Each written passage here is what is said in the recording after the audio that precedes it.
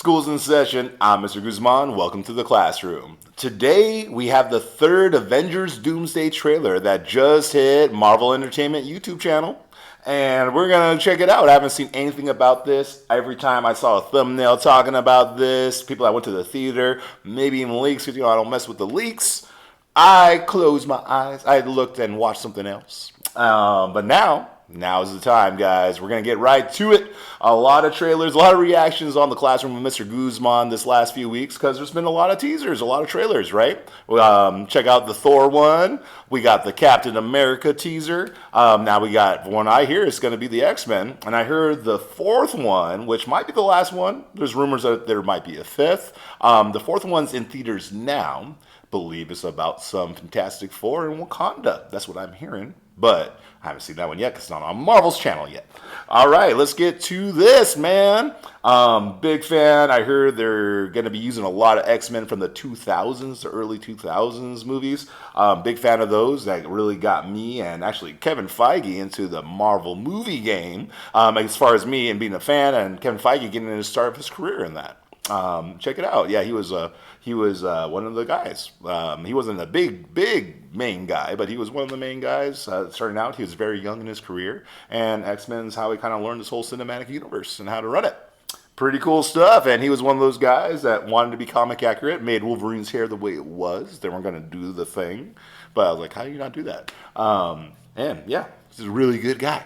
But anyway, so this new one, third teaser coming out. I also have the new Wonder Man trailer came out as well. I have a reaction to that as well. That's going to be a series on Disney+. But let's talk Avengers Doomsday. Avengers Doomsday, this movie, the more I hear about it, the bigger I think it's going to be. I'm not sure how they're going to manage all these characters and all these stories in one single movie. Again, a two-part movie. But if anyone's going to do it, it's going to be the Russos. Have you seen Community? Have you seen Winter Soldier? Have you seen Civil War?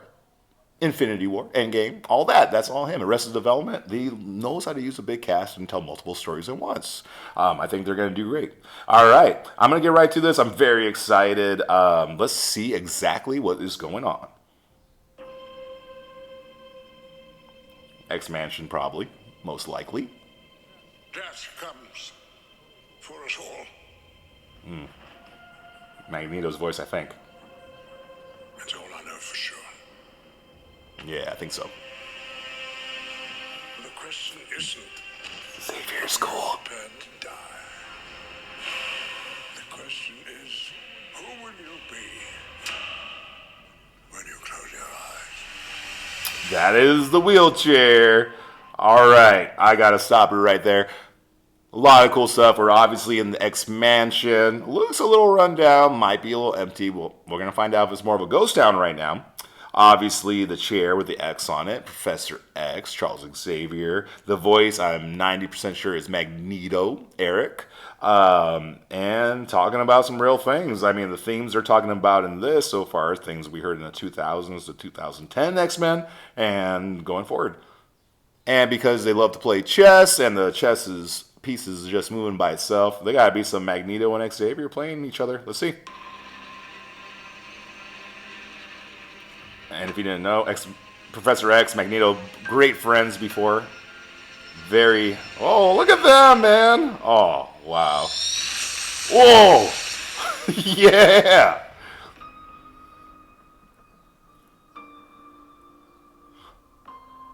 The X-Men will return in Avengers Doomsday. Oh my gosh. The countdown gets shorter every time, man, by about a week. This is cool. All right, let me rewind this. I do want to see this one more again. But first, let's talk about what we saw so far. We see very much weathered and old Magneto and Professor X still having a chess match, still talking philosophy.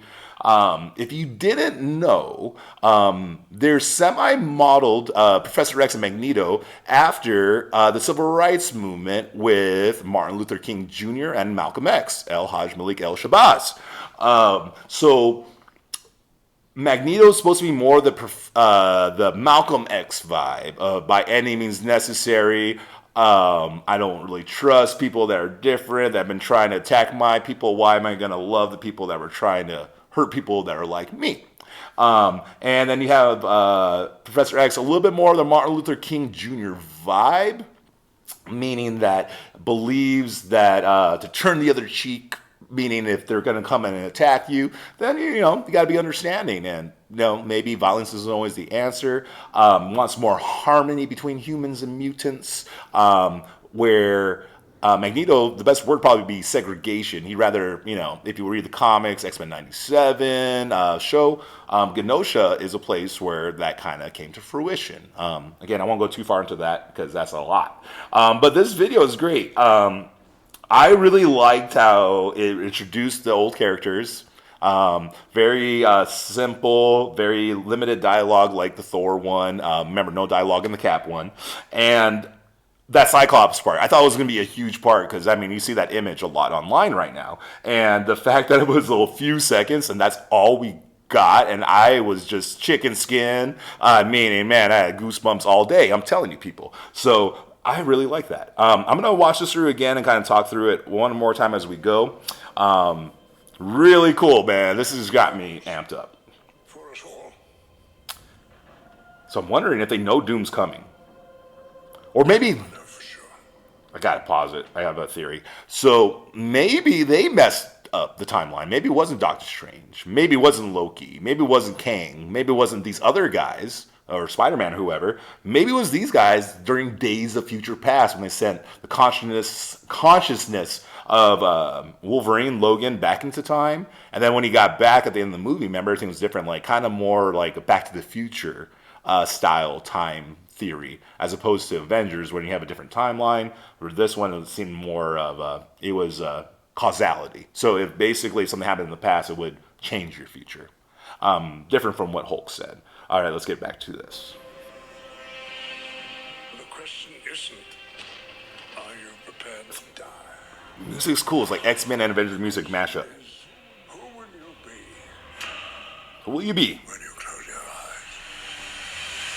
Okay. Well, I think they're going to do one last team up against Doom, man. Sir Patrick Stewart. Sir Ian McKellen. James Marsden.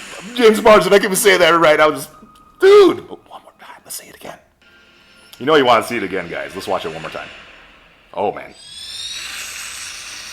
Oh, man, I kind of messed up. All right, I'm just going to go the good old-fashioned way to rewind that. Here we go. Let's see it again. 3 times the charm. Oh, man. This Cyclops, just that image is so cool.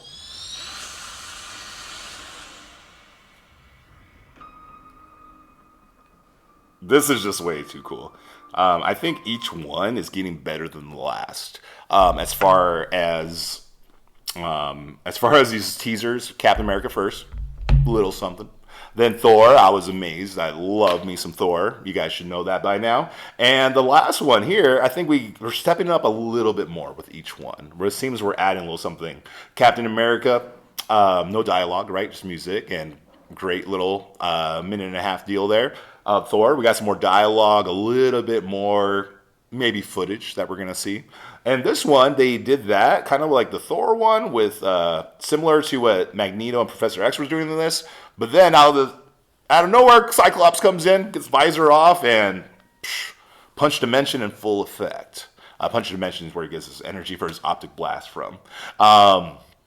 This is really cool. I just love that scene, just that unbridled. And I really hope, and I talked about this in another video of building an X-Men team, that Cyclops did get it done a little dirty in the previous movies. They kind of made him kind of a, the Boy Scout kind of wet blanket kind of guy, right? As I said before. And I think this one's a chance to show Cyclops who he is in the comics. In the comics, he is basically the Captain America of the X-Men, meaning that he's the leader, he's a tactician, he's an amazing fighter. He is powerful. That blasting actually makes him very powerful.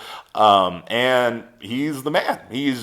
He's not what we've seen in the original early 2000s X-Men, where it was all about this love triangle between him, Jean, and Logan.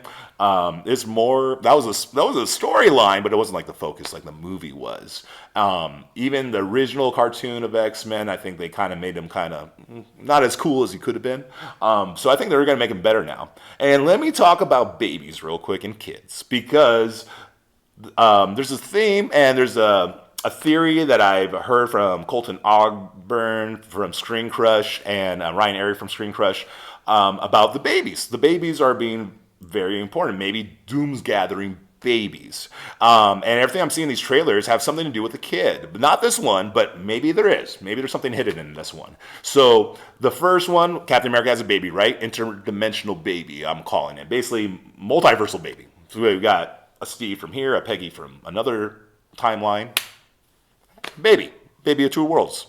Then we had Thor talking about love, his adopted daughter, very powerful being as well. The last movie was Fantastic Four. We had Franklin Richards in there. Maybe they're going to have their own teaser, or maybe they're going to talk about Franklin.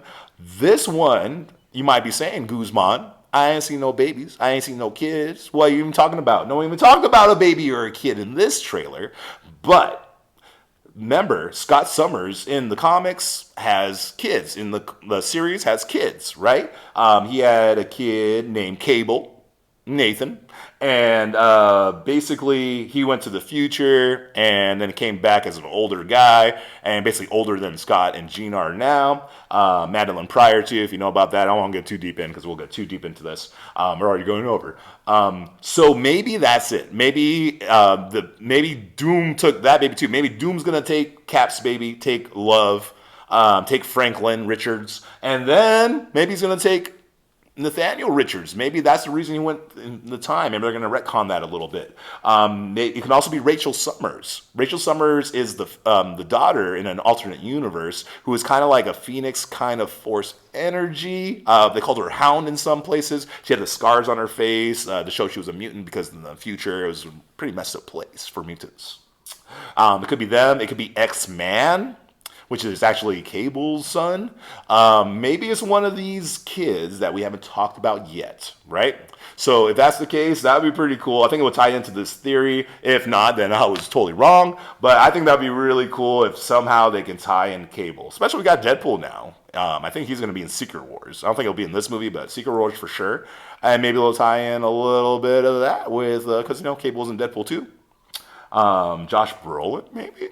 Playing Cable again. Maybe that's the baby. Maybe when he was a baby, because, time baby, he has psychic powers and all this other cool stuff. Robot, metal arm, some weird tech disease thing. It's pretty cool. All right, guys. But there's so much that could be happening from this minute and a half trailer, teaser, better word for it.